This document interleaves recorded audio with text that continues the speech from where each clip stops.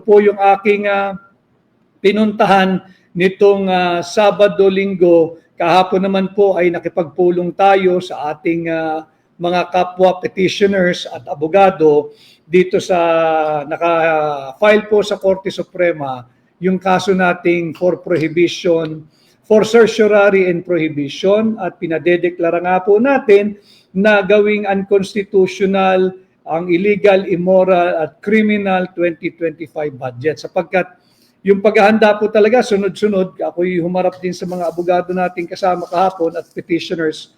Mabahaba po yung aming napag-usapan at naghahanda nga po sa gagawing preliminary conference ngayong Friday, February 28, dyan po sa Korte Suprema. Marami yung nagtatanong ng update. Ang update po, gaganapin na yung preliminary conference sa ating sinampa laban nga po sa korupsyon at maanumalyang 2025 budget ngayong pong Friday. At nakapag-file na rin po ng compliance, ng comment ang gobyerno through the Office of the Solicitor General. Natanggap po yung digital copy kahapon ng ating mga abogado habang kami po ay nagpupulong. At base doon sa nakita namin, nagsumiti na rin daw po sila ng kopya ng original copy of the General Appropriations Bill, yung ating pong pinusubpinahan, sapagkat yan po'y ginarantyahan ng Korte Suprema. Tayo po'y nag-file ng motion to issue or to subpina yung kopya po ng General Appropriations Bill.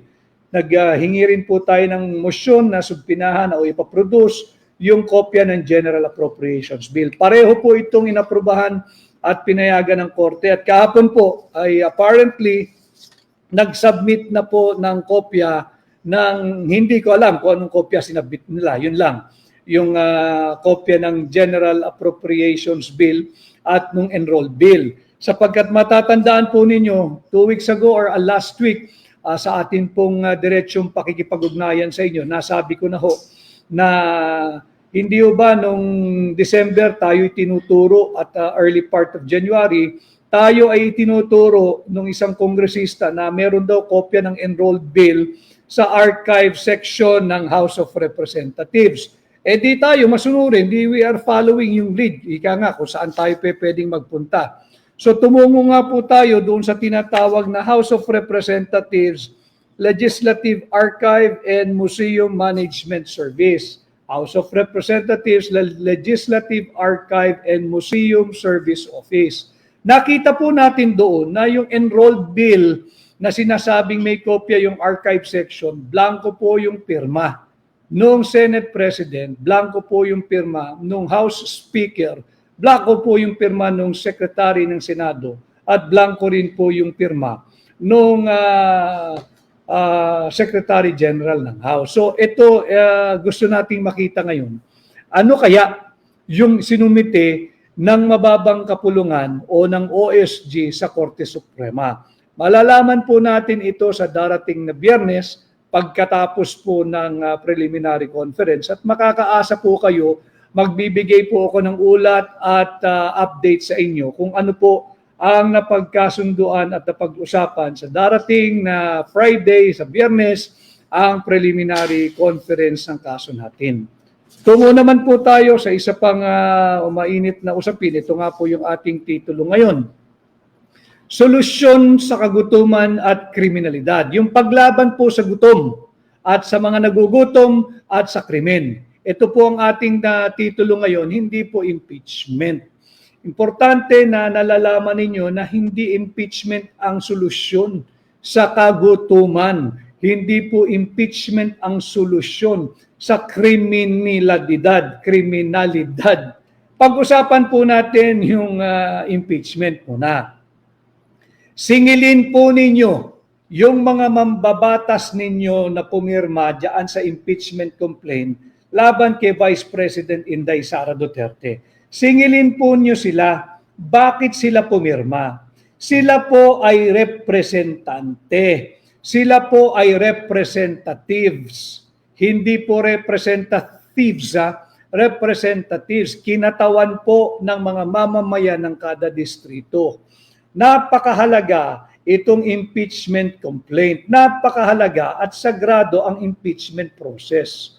Kayo po ba, yung mga mamamayang Pilipino, kada distrito, kada legislative district, kayo po ba ay kinonsulta ng mga mambabatas na pumirma sa isang maanumalyaring impeachment complaint? Kayo po ba ay nagkaroon ng public hearing? Dininig ba ang inyong opinion o kuro-kuro kung dapat ba niyang pirmahan yung impeachment complaint o hindi? Sapagkat sila po ay representative lamang natin. Hindi po natin sila boss. Kagaya ko po, aplikante ninyo pagka-senador, sila po ay nag-apply din bilang mga kongresista natin. Trabahante po natin sila.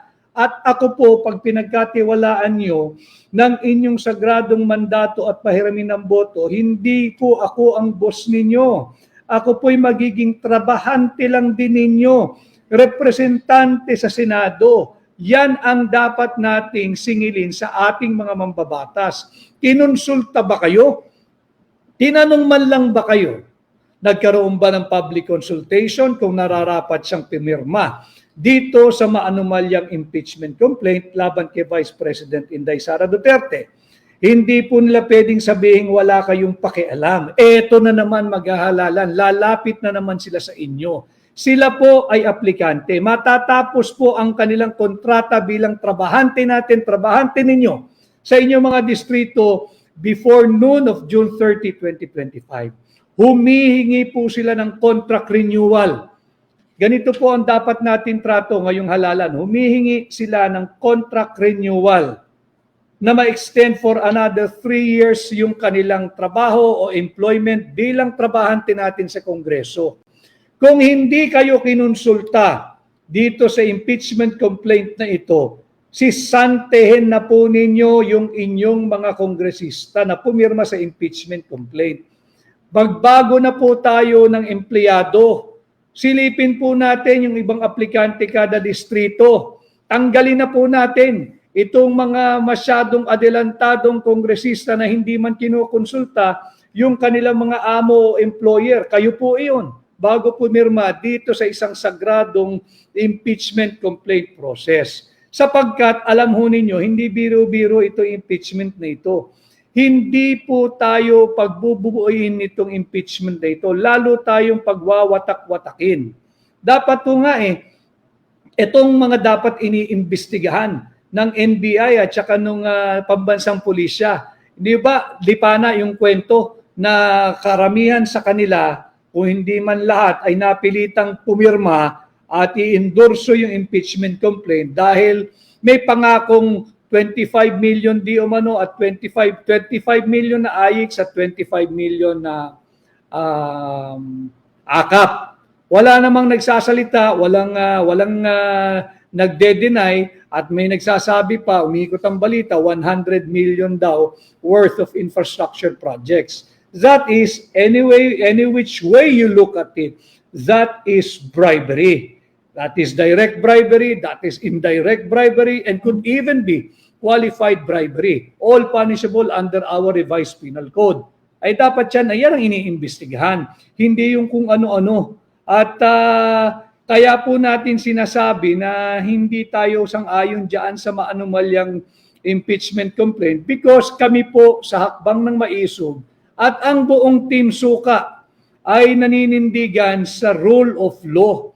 I personally always champion for the government, for the public officials, for the public officers, and for us ordinary Filipinos to always uphold, defend, and respect the Constitution. Ito pong maanumalya na impeachment complaint laban kay Vice President Inday Sara Duterte, hindi po ito produkto ng rule of law. Ito po'y pagsasalaula sa ating saligang batas. Sapagkat, ulitin ko ang ating Article 11, Section 4, ang sinasabi dapat verified impeachment complaint. Pag sinabi pong verified impeachment complaint, dapat po ito'y base sa kanilang personal knowledge or authentic records. Malinaw po yan sa saligang batas. Gumamit pa po tayo ng isang basihan o pundasyon. Sabi po sa Rule 7, Section 4 of the Rules of Court.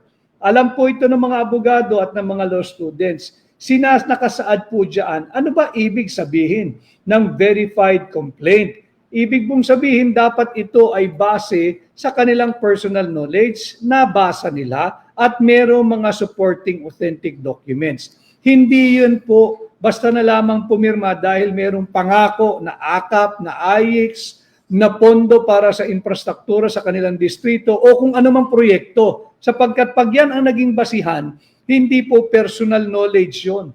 Personal advantage po maaari, pero hindi personal knowledge. At yan nga po ay isang form of bribery. It could be direct bribery, it could be indirect bribery, and could even be qualified bribery. 65% po ng ating 2025 budget had been released according to the Department of Budget and Management. Malinaw po yan, inamin naman nila 65% ay nai-release na po nila sa mga departments or line agencies. Kanya nga po, nag-file din tayo ng Friday, kahit po tayo ay nasa gitna ng kampanya pagka-senador ninyo, tayo po ay nag-file na rin ng motion last Friday na humihingi sa ating Korte Suprema na i-issue na yung temporary restraining order bago pa ma-release lahat ng pondo for 2025. Sapagkat, alam mo ninyo, hanapin ko lang yung notes ko kalahating 531.37 billion ng unprogrammed appropriation ay na-release na ho. 531.37 billion pesos. Release na po ito according to DBM, yung unprogrammed appropriation. Kaya nga po siya nakalamp sa unprogrammed appropriation, hindi po yan yung priority Unprogrammed appropriation nga. Ibig sabihin, siya ay mai-release lamang pag meron ng additional fund source. Kung meron na pong bagong revenue, bagong buwis na nakolekta o kaya bagong naiutang. Pero ito, January pa lamang ho, yung unprogrammed appropriation o yung mga hindi prioridad ay narilisan na ng 531.37 billion pesos. Kaya nga po ang ating titulo ngayong hapon, solusyon sa kagutuman at kriminalidad, hindi ang impeachment. Balik po tayo sa impeachment. Hindi nga po kasi ito ayon doon sa hinihingi ng ating saligang batas na verified impeachment complaint. Nabanggit ko na po yung requirement ng ating saligang batas, yung Article 11 Section 4, nandyan din yung ating Rules of Court, Rule 7 Section 4, pati po ang sariling Rules of Procedure ng House of Representatives, dyan po sa kanilang Rule 2 Section 3 ng sariling rules ng House of Representatives, ang hinihingi po dapat ay base sa kanilang personal knowledge at base sa authentic document. Paulit-ulit po nating dinidiskurso ito sapagkat hindi nga po dapat aksyonan itong unconstitutional at illegal na verified impeachment complaint. Sinasabi nga rin po sa batas, marami pong nakasubaybay na abogado, kahit saan po ako magpunta na meron mga abogado lumalapit at sinasabi nga sila'y nakasubaybay. Alam mo ninyo, meron tayong prinsipyo sa batas na false in one, false in everything. Pag mali ka po sa isa, mali ka na sa lahat. Ganito po ang estado ng maanomalya at unconstitutional na verified impeachment complaint na inihain laban kay Vice President Inday Sara Duterte. Meron na pong challenge before the Supreme Court at ngayong hapon ay nag-issue na rin po ang Korte Suprema directing the House of Representatives to file and submit their comment within a non-extendable period of 10 days, I believe, dito sa kasong inihain laban sa unconstitutional verified impeachment complaint na inihain laban kay Vice President Inday Sara Duterte. At alam mo nyo, kaya natin muling pinag-uusapan ito, ang titingnan mo lang naman dito yung naging basihan nila, bakit sila pumirma. Sabi, baka raw walang budget, kaya sila tatanggalin sa mayorya at magiging opposition. Pag opposition, wala ng budget. So makikita natin, hindi po base sa prinsipyo yung kanilang pagpirma at pag-aproba nitong verified impeachment complaint laban kay Inday Sara Duterte. Ito'y base sa kanilang kapritsyo. Kaya nga yung ating premise, kayo ba ay kinonsulta ng ating mga trabahanting mangbabatas? Kayo ba ay kinonsulta ng ating mga elitistang kongresista? O lalapit lang muli sila ngayon dahil halalan na naman? Pwede po tayong magsisante. Trabahante po natin sila. Ang sinasahod po nila ay galing sa buwis na binabayad ninyo at binabayad ko. Yung contribution natin sa nation building, pati na ng mga negosyante at ordinaryong manggagawa sa gobyerno. Sisantihin natin, singilin natin, panagutin natin. Yan naman ang hinihingi ng hakbang ng maisog, transparency and accountability. Singilin natin sila, bakit kayo pumirma ng hindi kinukonsulta ang inyong mga employers? Sino yung employers? Tayo po, yung mga bumuboto sa kanila kada distrito. Atin po silang singilin dahil hindi naman base sa prinsipyo yung kanilang pagpirma dito sa impeachment complaint laban kay Vice President Inday Sara Duterte.